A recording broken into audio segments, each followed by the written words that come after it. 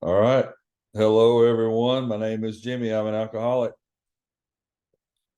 Thank y'all for having me this evening. I'm going to start out with saying thanks to Phil for inviting me and as well extending a formal amends to this group of people for missing my commitment last month. Um, I called and apologized profusely to Phil and asked him how I could make it right. And he said, "Well, are you available in September?" So, and he was gracious enough to give me a reminder call this evening, which I didn't need, by the way. I was ready today. And He just said I needed to make this the best talk he'd ever heard. So just want to manage expectations on the front end. We're going to set the bar real low. And then that way, hopefully nobody's disappointed. So um, thank y'all for having me. I know several of you. Of course, I can't see all of you right now all at once, but I know several of you in here, and I'm grateful to have traveled this journey with you, with many of you, both in recovery and in service. And it's just a privilege. Anytime I get to do something like this, it's really just a privilege to get to be sober for me today, because I'm one of them for sure. My sobriety date is January 27th, 2012. And I'm going to tell you a little bit about what it took to get there. I'm not a one chip wonder. You could say I was a slow learner. That'd be accurate. It took me more than one time around here for it to stick. Thus far, it's stuck since that date I just gave you. So there's a little more to it than that. I was I'm the son of a Southern Baptist country boy from Birchwood, Tennessee, and a Catholic parochial school girl from Boston, Massachusetts. So maybe I was destined for Alcoholics Anonymous from the beginning, and I didn't know it. My parents met in the Army. Both mom and dad were in the military, stationed at Fort Bragg, and so that's where they met. And I was born out there, and when they started, talking about where they're going to go after getting out of the military, and obviously we decided to move to Tennessee, and I grew up down here, so I'm really half Yankee, y'all. But I know you wouldn't have known that if I hadn't told you. My accent's pretty pretty Southern. Um, growing up, I guess I had just an average life. There wasn't a lot of drinking going on in my house. My dad was a strict disciplinarian, a military man. My mother, very kind-hearted, loving woman. I'll share with you later on. She almost loved me to death, but she had uh, she had some strict tendencies herself, being a military woman and raised the way she was raised. But for all intents and purposes, my upbringing was right. I grew up in the Southern Baptist Church, and we prayed for the Catholics because they drink, and old school old school country Southern Baptist churches, and then of course the Catholics on my mom's side of the family, they prayed for all the rest of us because we're not doing it right and we're going to hell. So uh growing up that way, I found myself many places in our big book, but in We Agnostic, it talks about the person who has a particular conception of God that had been impressed upon them as a child, and that was me. I grew up in the Southern Baptist Church, and I was told, what God was and how I was supposed to behave, and and I was going to hell if I didn't behave exactly the way they said. And so that was my upbringing. I was taught the difference between right and wrong. I was, had this conception of God, higher power, for those of you that are a bit sensitive to that word. But there was a whole lot of things that weren't lining up real well. My dad got sick when I was 8 years old. He was 31, had a heart attack, and lost 60% of the heart muscle, and had open heart surgery. And that's kind of a big deal in 1984 when you're 31 years old and you got a young family. And so then I found out I had a sister later on when I was about 12 years old, and my dad had been married prior to my mother and had a daughter, and she was 3 years older than me, and so it was kind of cool. I've got a younger brother, and it was cool to me to have a big sister.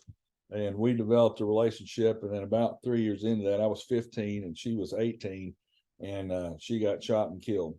And so there's the situation with my dad, that with my sister, and then several other just instances throughout my life of tragedy and death and things like that. And then I saw all these righteous church going folk and the way that they talked to me about the way I was supposed to be living. And then I watched the way that they actually lived their lives throughout, every other day except for Sunday morning.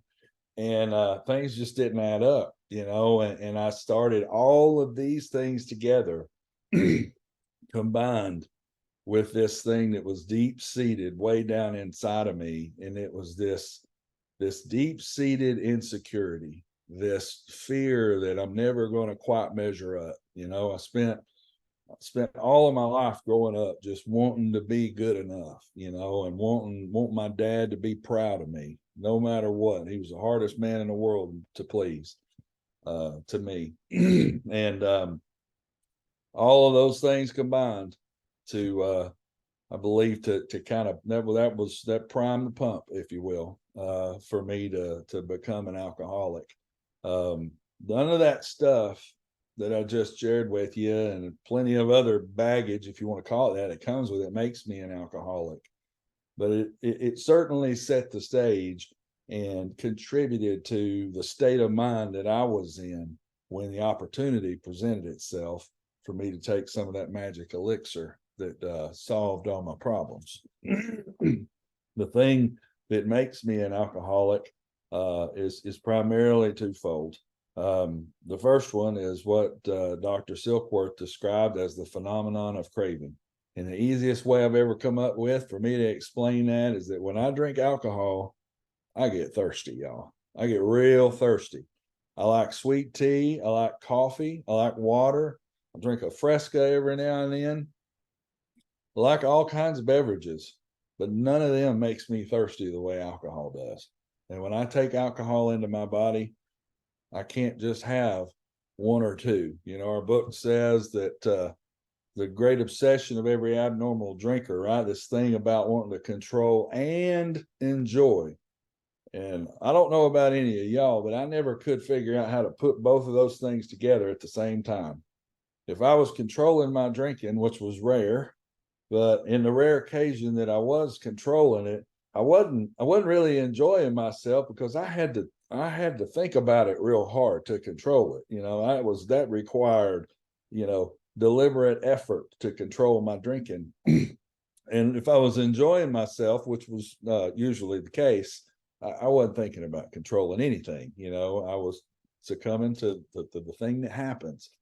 And I get thirsty and I drink and I say, I'm just going to have one more. And then I get the one mores, and I continue doing what we do when we're in that state. And for an alcoholic like me, I ended up more than once, more than a bunch of times, involuntarily turning my will and my life over to the care of the sheriff's department.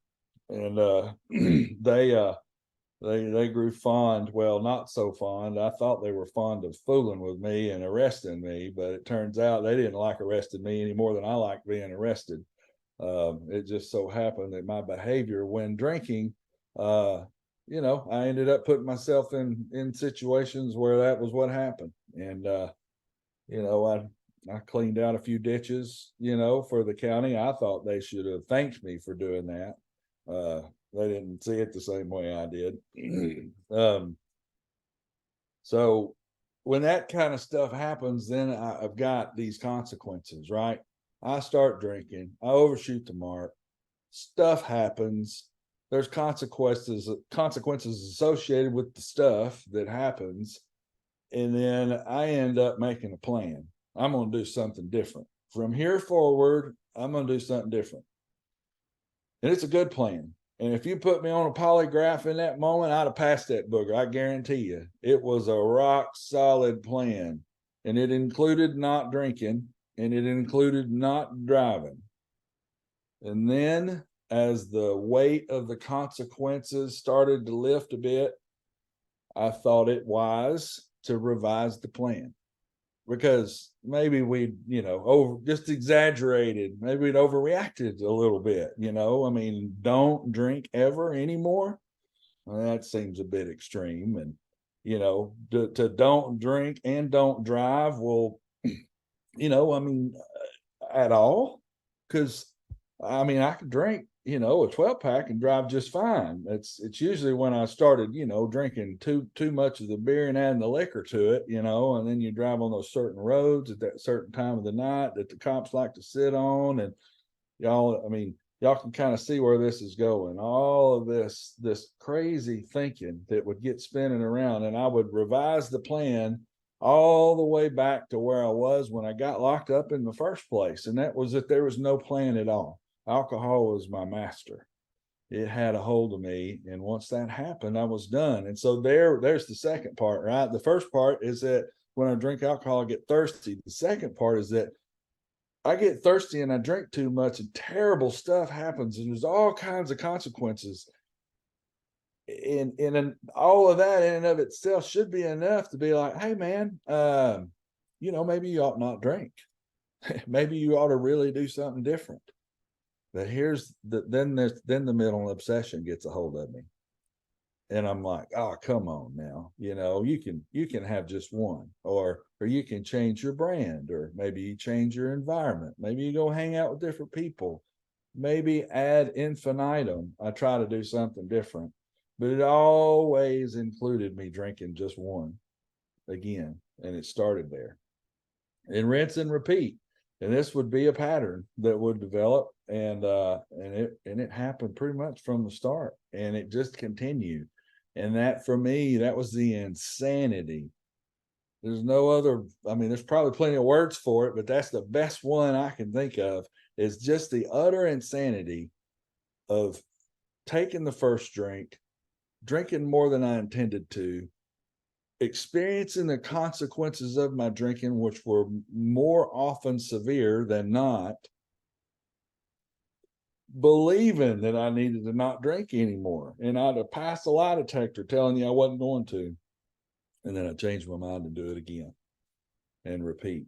And I did that for the better part of 18 years before I finally got sober. And I had another instance where I went back out. I was 16 years old the first time I got drunk, and I was an exchange student in Japan. And locals in Nagoya, that's the city that I lived close to when I was there. And 16-year-old, 6-foot tall, blue-eyed American boy over there halfway around the world. And locals take us to the disco. They call it the disco. It was the bar, and it had the disco ball and all that stuff in there. And they handed us these, looked like raffle tickets. They were free drink tickets. And so they all gather around, look at the new kids in town over here, these little gaijin. And they said, hey, gaijin, where are you from? And that's the slang for, foreigner, American over there. And I said, hey, yeah, I'm from Tennessee. And they said, oh, Jack Daniels. So halfway around the world, those good Japanese folks knew about Tennessee because of Jack Daniels. They proceeded to help me tie one on, y'all.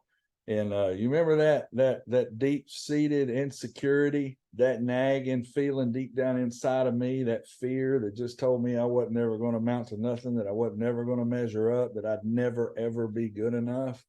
Well, that liquor washed it all away. It all melted away. And I was big enough, and I was strong enough, and I was handsome enough, and I was slick with the tongue and my words, and I was cool. Everything, every bit of it. Well, I got plumb snookered there. That's the first time I'd ever had it.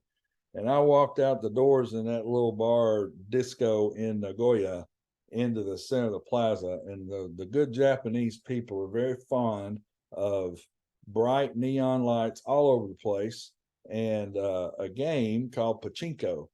And they're everywhere. And it's kind of like slot machines, but a little bit different. But they make a bunch of racket, and the lights flash and all that. Well, I stepped out of this disco into this plaza here, and there's the pachinko shops and all the lights. And I mean, I thought I'd stepped into a Pink Floyd video or something. I mean, it was just everything was moving and there were lights everywhere. Somehow I made it back to the right train and rode the hour and a half to get off at my stop to get on the bicycle that my host family had lent to me to drive the 1 mile back and forth from the house to the train station.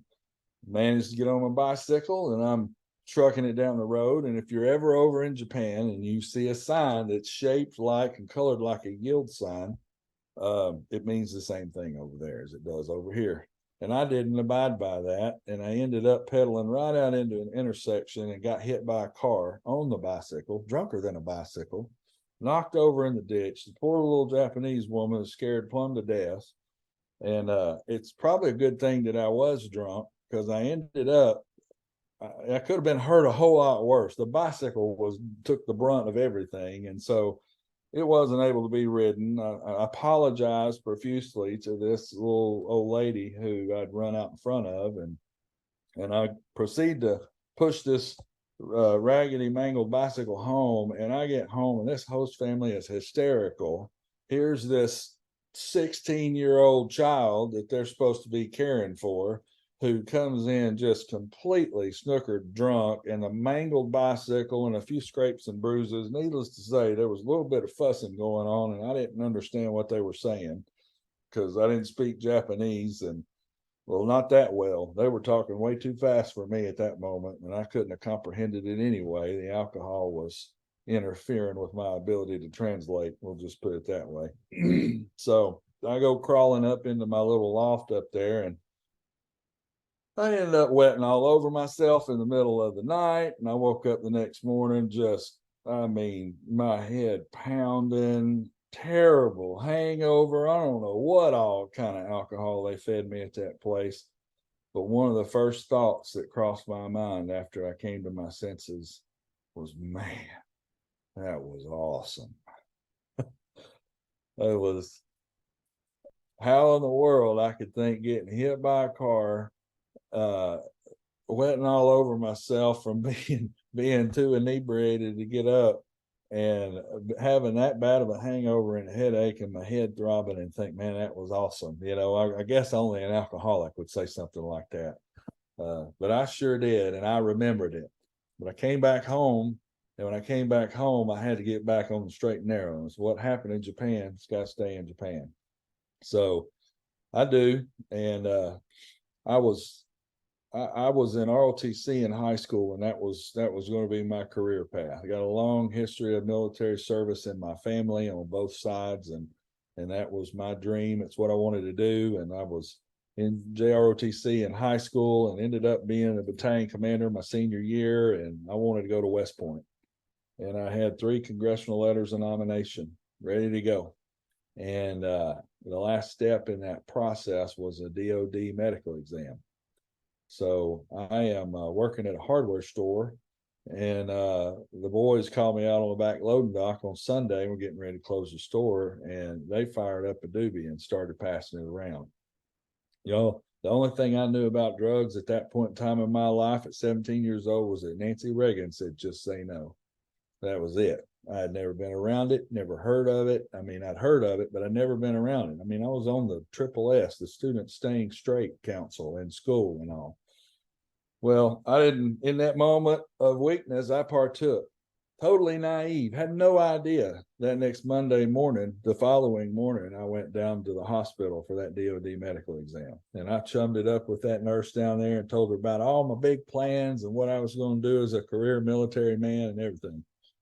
About 3 weeks later, I got a letter in the mail saying that my appointment had been denied because of positive Delta-9 tetrahydrocannabinol. So that was a proverbial fork in the road for me. There's a lot of what happened over the next several months there is still fuzzy to me to this day. What I do remember is that my parents, my family, the school, the principal, everybody that was looking at me and knew that I was supposed to be going to West Point were terribly disappointed in me, and they let me know. But my newfound buddies over here were like, man, don't listen to those people. We love you. Come hang out with us. So that's what I did. I went and hung out with my buddies over there, and thus started my career, if you will, in drinking. that thing that I described to you earlier that makes me an alcoholic, the phenomenon of craving and that strange mental obsession that makes me drink the first one when all the evidence suggests that I shouldn't do that. Well, that pattern would repeat itself in my life for the next, I guess, for the next, I don't know, 15 years or so. I was 30 years old and I was 30 years old when I ended up in a lot of trouble. I had several charges on me. A few of them were felonies, and I was looking at 5 years in prison. And this was in 2006. And so I told my attorney, you know, what do I got to do to keep from going to prison? I didn't want to be a felon and lose my rights and that kind of stuff if I could help it. So he suggested I go to treatment, and I did. And I got introduced to Alcoholics Anonymous there. Now, I'm going to pause for just a second and back up. That was 2006. Rewind to 1999, January the 14th of 1999. I got my first DUI. I'd been drinking all night, up partying with my buddies and drinking all night and doing other things that help you drink all night. And ran out of everything in the morning. And so, you know, what do you do when you run out at 8 o'clock in the morning? You just got to go get more. So that's what I set out to do. And I ended up having a head-on collision with a woman that almost killed her and two guys that were with me and myself. So we're going to put I ended up there being charged with aggravated vehicular assault, which was a felony. And I go to court, and Miss Nancy shows up in a wheelchair and a turtle brace thing, and she pleads for mercy for me. And I saw Grace show up for me after having made a terrible mistake right there in the courtroom. It shows up in the form of Miss Nancy, this woman I'd almost killed, pleading for mercy for me, saying she didn't want to see my life ruined. And I walked out of that courtroom with a mandatory minimum 48 hours in jail and losing my license for a year. I swore I was going to change my ways, and I was never going to drink again after all of that. You'll know that didn't work for me, because I'm just telling you about 2006. So fast forward, a whole lot of stuff happens, a whole lot of that pattern that I described earlier, getting in trouble. You know, went through a period of time where I fancied myself an entrepreneur of sorts. Those of you who are in business know that you can't be very profitable if you consume your product yourself. So, you know, that kind of thing didn't work out real well for me. And so I end up 2006, all this trouble, and I land in a treatment center and in the rooms of Alcoholics Anonymous. Now, I'd gone to an AA meeting before, but in 1999, I walk in there, I'm 23 years old, and I see a bunch of old men in overalls in a church fellowship hall with that brown paneling and smoke hanging about halfway down in the room. You kind of had to duck down to look and see who was talking over there. And I was like, man, you know, this ain't for me. Yeah, you know, and I didn't go back. What I know now, and what I came to know later, is that it didn't have nothing to do with that meeting, nor the men that were there. It had everything to do with the fact that I wasn't ready to quit drinking yet. And so fast forward there, 2006, all that trouble. And I landed a meeting of Alcoholics Anonymous, and I don't know how or why or what, but I know that I started listening, and I heard what those people were saying. And it was obvious they knew how I'd been thinking and how I'd been feeling and how I'd been drinking by the stories of themselves that they'd shared with me. It was also obvious that they weren't struggling with that stuff anymore. And that was attractive to me. And I started going to more meetings, and I heard consistently, there was a consistent message that I heard from the meetings that I went to. And that was get a sponsor, a big book, and work the steps. So I wanted to be one of the cool kids. It sounded like that's what the cool kids were doing. So I went and got me a sponsor, and that man walked me through the big book, and I got to have a spiritual experience. And the year and a half in, that was October the 17th, 2006. It's February of 2008, and I get a disposition to my case. Finally, I'm a year and a half in, and I got to go to jail for 45 days. And I'm a year and a half sober, going to jail for this mess, and that was it. Instead of 5 years in prison, I get 45 days in jail, 4 months of house arrest, lose my license for 2 years. A lot better than 5 years in prison. So I go walking up into the jail, and I'm sober, carrying my big book. I'm okay. 17 days in, they send me over to the treatment center, to the inpatient treatment center down here in town, Cadus, for 28 days there. So I go strutting up into Cadus, a patient, mind you, with my big book, talking about I'm gonna sponsor some boys up in here. Yeah, I had grand visions of the inmates running the asylum in there, I guess.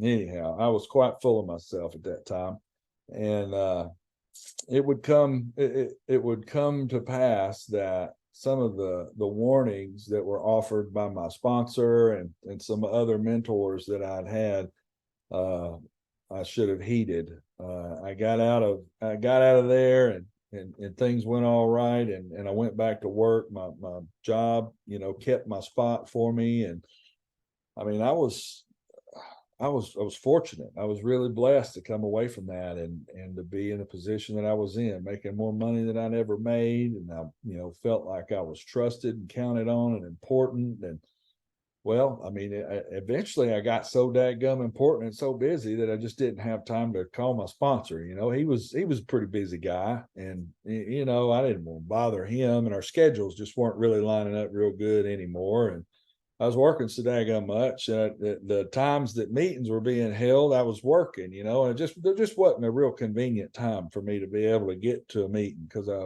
was so important and working so much. And well, and because I was so busy, I mean, I didn't have time to pray and read my big book or any of that kind of stuff either, because I was just too busy. And y'all see where this is going? Yeah. November of 2008, after 2 years of sobriety, I'd say probably more like a year and a half of sobriety and 6 months dry, after stopping doing all the things that I was taught to do.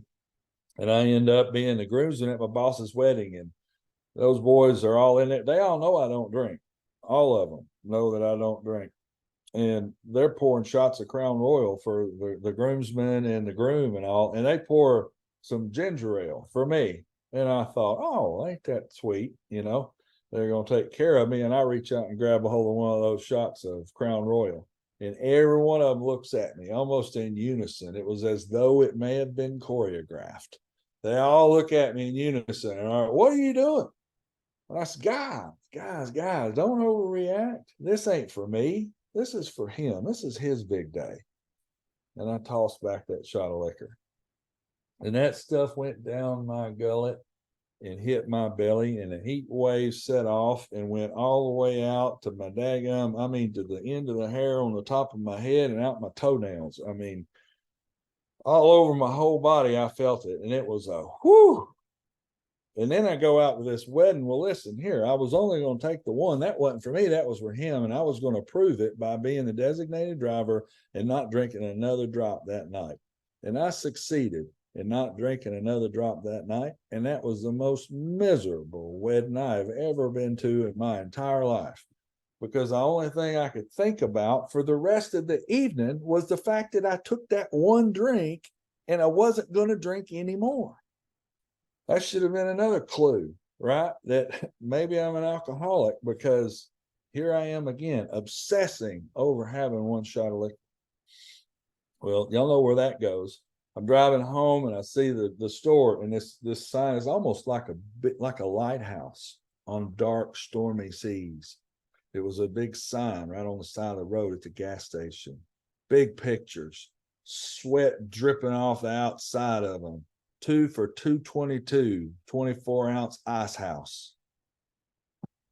I mean, how could I not? I'd worked so hard that day, and I just wheeled in there, and I thought, I'm going to get these two beers here, and one of them is equivalent to 2 beers. And well, everybody knows that 2 beers is probably actually good for you. If you just drink 2 beers a day, it's good for you, help you live longer and be healthier and all that good stuff. So I took those 2 beers, went home, and that worked great for 2 days.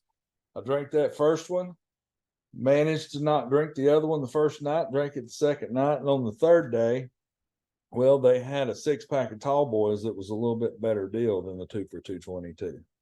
And then an 18-pack was a way better deal than a 6-pack of tall boys. And then a 30-pack was a way better deal than the case. And, then I'm drinking cheap liquor again.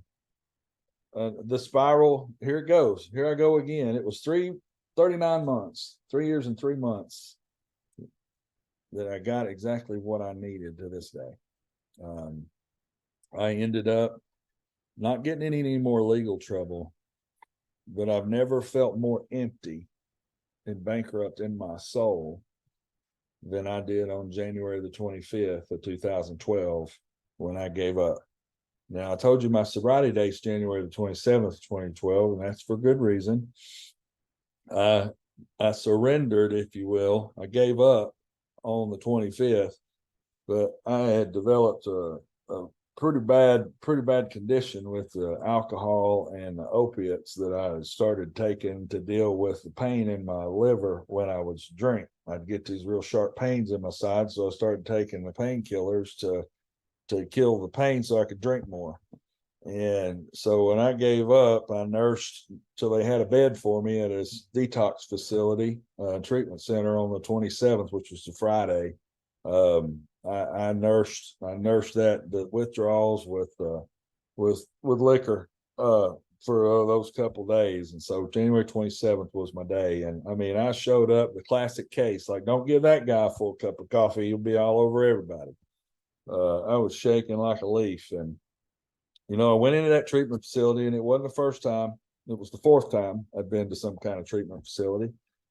So when I walked in there and I went through that deal, something was different this time because I really was surrendering, I think, at a deeper level than I'd ever had before. At least that's been the case up to today. And I'm sitting here talking to y'all 11 and a half years later. I've never felt so empty or alone. And then at the same time, felt hopeful once I got to that place, and I gave my sponsor a call, and I heard his voice on the other end of the line. And he said, do everything they tell you to do and call me as soon as you get out. Treatment did 3 things for me real good. The first and most obvious is it separated me from the substance, right? Separated me from the drink. The second thing is that they fed me real good. And I don't miss many meals, y'all. So that's saying something. I eat good, and so they fed me good, and that which also helped to help the fog start to lift a little bit. Right, they're trying to get me healthy. And the third thing, and probably the most important thing for me, is that it got me plugged back in with Alcoholics Anonymous. It got me plugged into the solution that would save my life and give me the life that I get to have today. I launched into this thing with a fervor that I'd never had before, as though it was a life and death errand. I did this, and I believe that's what it was for me. I did exactly what my sponsor said. I showed up at his kitchen the night I got back to town. I showed up at his kitchen, and that man sitting across from him at his kitchen table, and he looks me dead in the eye and he says, Jimmy, if you don't do something about your ego, it's going to kill you. I couldn't believe he talked to me that way. He hurt my feelings, but he was right. He was right. And so we started through that process, and page by page and line by line, we read that big book together, and he shared his experience with me. And when there came to instructions, he gave me those instructions, and I did them. And I got to have that spiritual experience that it talks about in our 12th step. Another thing that was very different about this time of my sobriety from the last time is service. He said, you're going to get a commitment somewhere. You got to figure out how to give of yourself without thought of reward. And if you don't do that, you're going to have a real hard time with this. And so I did that. I got involved to start with our little Founders Day picnic that we had down in Chattanooga at the time. I got on the host committee, and my first foray into service like that, they counted on me to take the tables from the local clubhouse down to the little park. So we'd have tables for people to sit out and eat. So I load those up on a borrowed trailer and head out across the Veterans Bridge, and I didn't strap them down real good. And here goes tables flying across the bridge over the Tennessee River here. That was a treat. Nobody was harmed in that incident. And we made it, all the tables made it safely with a couple little scratches, but no worse for wear. You know, that would be the beginning. And then I got involved with Tiki Paw, and man, it was a great experience to learn how to have fun being sober. And man, they had, some of them kids like to have a little more fun than me for sure, but thank goodness, you know, they're sober. And from there, it just continued to grow. And as I grew in Alcoholics Anonymous and sobriety and in my life, and I also grew in service. And I ended up, fella moved to Chattanooga from Murfreesboro, and he had been a DCM up there, and he moved down here and got elected DCM in my district. And he started going around telling all of the groups in my district, which were inactive. None of the groups in District 81 down here went to area assemblies or any of that business back then. They just believed in, we have our meetings and maybe go to intergroup, and that's it. That's what AA is. Nothing else matters. Well, this guy started going around to all the groups in the district telling them how they were doing it wrong.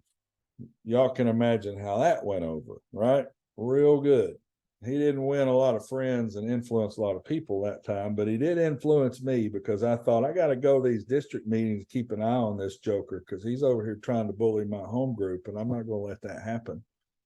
So I start going to these district meetings and end up, you know what happens when you start going to business meetings, right? You end up getting a commitment.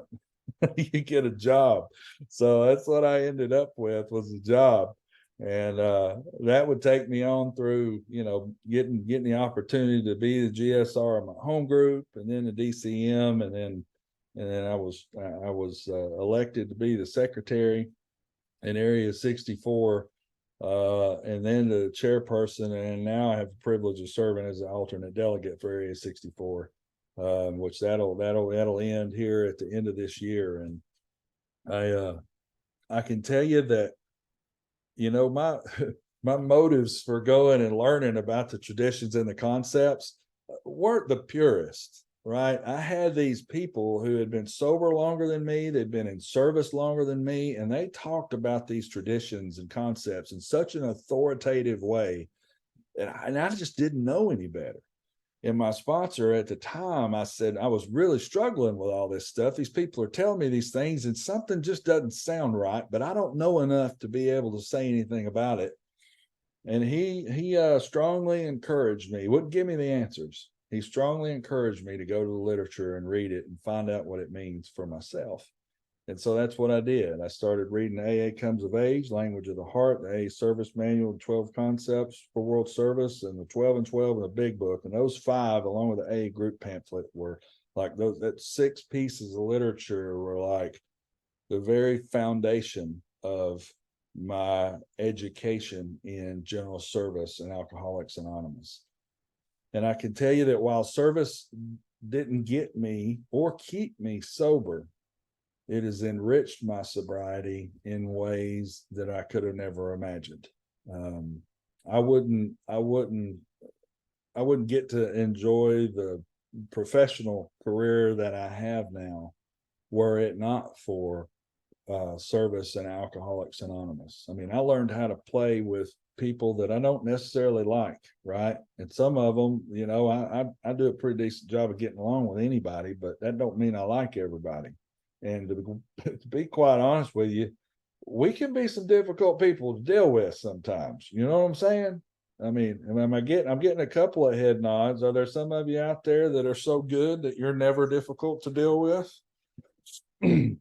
Yeah. So having that experience of getting to work with people in Alcoholics Anonymous, and personality wise, you know, we're not going to be eating Christmas dinner together, but even the people that I butted heads with or had the most, you know, intense, passionate debates with, you know, when it came to AA stuff, you know, really, really important things like how much money are we going to spend on coffee? You know, we'll fight over that for 2 hours. How much money are we going to spend on coffee? Through that experience, I got to build relationships with these people. While we might not be eating Christmas dinner together, but if they call me or I call them, And we got a drunk to go help, that's what's going to happen. We're going to get together and we're going to be able to go and do our job together with one another. And I think that has get cold chills just thinking about it. We don't have to agree and see eye to eye on everything when the chips are down and there's a life to be saved. And, we're the ones in the chute. Let's go to work. And there ain't no better high in the whole wide world than to get to watch the lights come on in a drunk who was dying of alcoholism like I was, and to see the transformation take place in front of you. There's something that's just divine about that for me. And yeah, it's just hard to describe in words, but all of you've all been there, you've done it, you've experienced it. Hopefully you've had the opportunity to sponsor somebody and to walk through the steps and see a life transformed. And it's the most amazing thing, but it's also heartbreaking. My sponsor told me a long time ago, I got so excited. The first sponsee, I had several of them, it didn't work out. And the first one that seemed to actually get it, and the guy was getting sober, man, I was so excited. And I went to my sponsor and said, look here, got one. It's finally took on this one. And he said, man, that's great. Are you going to take credit for it? And I said, well, what do you mean? He said, well, if you take credit for the ones that make it, you got to take credit for the ones that die. He drove his point home. I don't get credit for any of it. On my best day, I'm just a conduit. I'm just the messenger on the best day. Some days I do better than others, but when I'm doing that, I know I'm where I'm supposed to be. How many of you ever been sponsoring somebody and you're sitting down with them and you're having those conversations that we have when we're in the work, and you hear the words coming out of your mouth? And you have this thought, man, that's some good stuff right there. But you know that it didn't come from your head, right? Like many moments like that where I'm hearing things come out of my mouth and I'm thinking, man, I really need to listen to this, But it's in those moments that it's humbling, as long as I keep my ego in check and I acknowledge that didn't come from me. That's not of me. There's something else going on here. There's something way bigger than us that's doing the real heavy lifting, that's helping lives be transformed. So I'm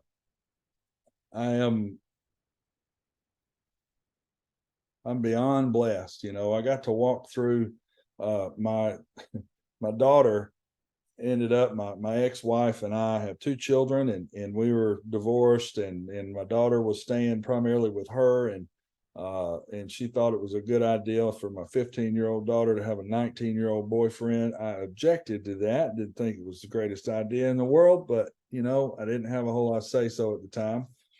And so then my daughter turned 16 and she thought it might be okay for them to spend the night in the same house together, to which I also objected, but was overruled. And so y'all might be able to see where this is going, right? You can hang out in the barbershop all you want to, talking about how you're not there for a haircut, but there's a real good chance that if you keep hanging out in the barbershop, one day you're going to walk out with a haircut. And that's exactly what happened. And now I have not one, but two grandchildren. And I was just not going to prison one day at a time for a while there, y'all. And I ended up, that young man married my daughter, and a couple of Father's Days ago, he was the first one to send me a text message saying Happy Father's Day and that he loved me before my kids did. So, all we have to do is don't do something crazy and go to prison, and miraculous things happen.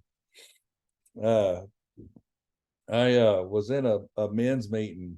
It's been several years ago now, but I was in a Sunday morning men's meeting, and we were going around sharing, and something, I don't even remember exactly what was shared in that meeting that evening, but it brought back the memory for me of what had happened when I had that accident and I'd hit Miss Nancy. And it occurred to me, so I was at a stage in my sobriety where, I'd made most of my amends, but there were still a few that were the harder ones, that were the bigger ones, that were a lot of time had passed that I still hadn't done. I still hadn't attempted to make face to face. And so I sat down with my sponsor just in tears after that meeting. It just flooded in on me.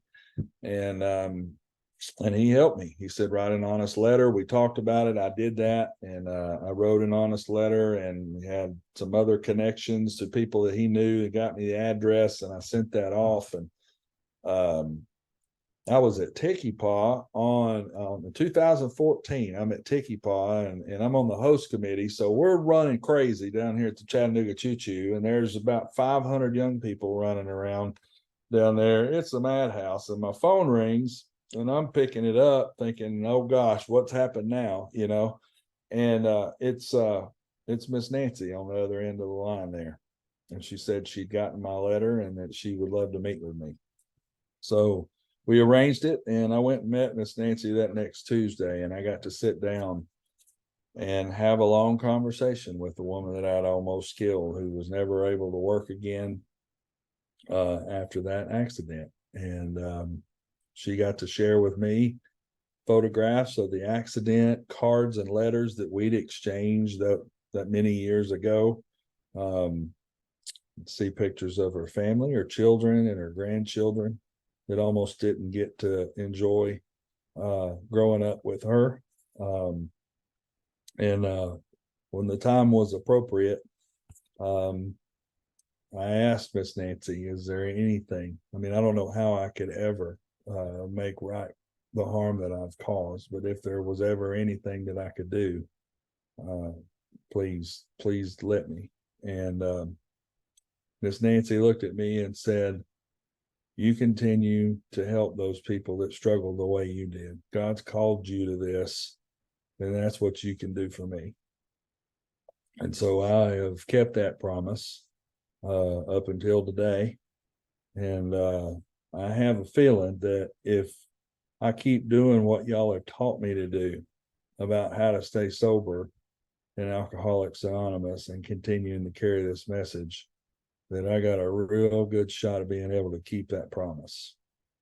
Our 12 and 12 in the forward says 12 steps are a group of principles, spiritual in nature, which if practiced as a way of life, expel the obsession to drink, and enable the sufferer to live happily and usefully whole.